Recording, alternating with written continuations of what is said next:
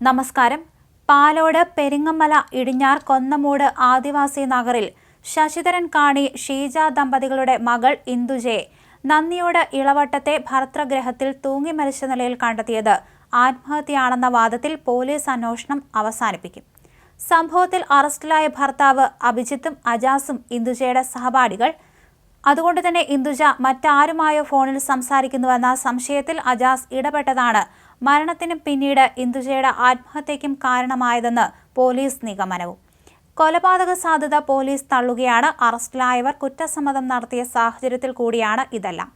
സംഭവവുമായി ബന്ധപ്പെട്ട് ഇന്ദുജയുടെ ഭർത്താവ് എളവട്ടം LP സ്കൂളിന് സമീപം ശാലു ഭവനത്തിൽ നന്ദു എന്ന അഭിജിത്ത് ദേവൻ, സുഹൃത്ത് പെരിങ്ങമല പഞ്ചായത്ത് ജംഗ്ഷന് സമീപം AT കോട്ടേജിൽ TA അജാസ് എന്നിവരാണ് അറസ്റ്റിലായത്.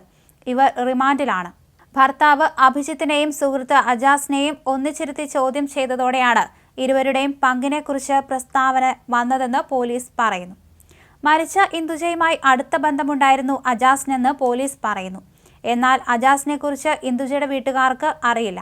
ഇതിനിടെ മരണത്തിൽ അഭിജിത്തിന്റെ വീട്ടുകാർക്കും പങ്കുണ്ടെന്ന് ഉറച്ചു വിശ്വസിക്കുകയാണ് ഇന്ദുജയുടെ കുടുംബം. കഴിഞ്ഞ ബുധനാഴ്ച അജാസ് അഭിജിത്തിന്റെ വീട്ടിലെത്തിയപ്പോൾ മുകൾ നിലയിലെ മുറിയിലിരുന്ന് ഇന്ദുജ ഫോണിൽ ആരുമായോ സംസാരിക്കുന്നതാണ് കണ്ടത്. മറ്റൊരു യുവാവുമായാണ് ഇന്ദുജ സംസാരിക്കുന്നതെന്ന് സംശയിച്ച് അജാസ് ഇന്ദുജയുടെ ഫോൺ പിടിച്ചു വാങ്ങി. തുടർന്ന് ഇക്കാര്യം അജാസ് അഭിജിത്തിനോട് പറഞ്ഞു. ഇതിനുശേഷം അജാസ് ഇന്ദുജയെ കാറിൽ കയറ്റി ശംഖുമുഖത്ത് കൊണ്ടുപോയി. അവിടെ വെച്ച് അജാസ് ഇക്കാര്യം പറഞ്ഞ് ഇന്ദുജയെ മർദ്ദിച്ചു. രാത്രിയാണ് ഇന്ദുജയെ വീട്ടിലെത്തിച്ചത്. ഇക്കാര്യത്തിൽ അഭിജിത്തും ഇന്ദുജയും തമ്മിൽ വീട്ടിൽ വച്ച് വഴക്കുണ്ടായി.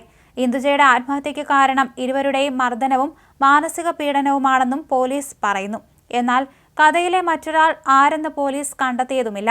ഭർത്താവ് അഭിജിത്തിനെതിരെ ഭർതൃപീഡനം, ആത്മഹത്യാ പ്രേരണ, ദേഹോപദ്രവം തുടങ്ങിയ കുറ്റങ്ങളാണ് ചുമത്തിയത്. അജാസിനെതിരെ പട്ടികജാതി പീഡനം, മർദ്ദനം, ആത്മഹത്യാ പ്രേരണാ വകുപ്പുകളും ചുമത്തി. ഇന്ദുജയുടെ ഫോണിലേക്ക് വന്ന അവസാന കോൾ അജാസിൻ്റെതാണ്.